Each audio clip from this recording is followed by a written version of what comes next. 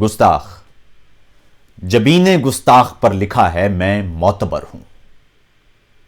میں اپنی فطرت کی اس ودیت کا مارا انسان جسے تجسس پکارتے ہیں، میں اپنے ہونے سے اس کے ہونے کے پیچ و خم میں بھٹک رہا ہوں، مگر میں اس شہر سے نہیں ہوں جہاں پہ رفت شعور کی ہے، جہاں سوالات معتبر ہیں۔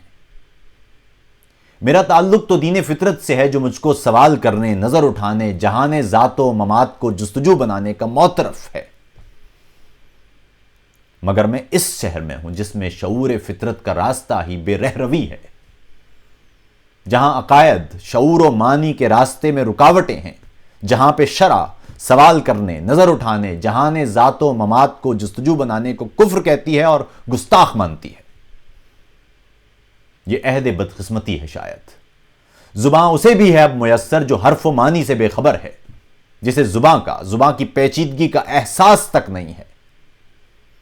یہ لفظ و معنی سے ان کی تاریخ، ان کے منبع سے ناشناسی نہیں تو کیا ہے؟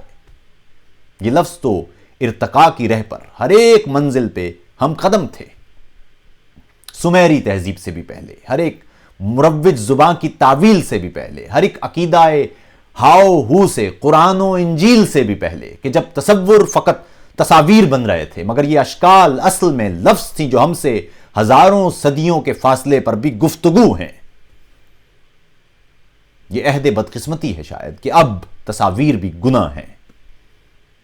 میں سوچتا ہوں اگر یہی شہر تب بھی ہوتا، یہی عقائد وہاں بھی ہوتے، تو آج تاریخ گونگی ہوتی۔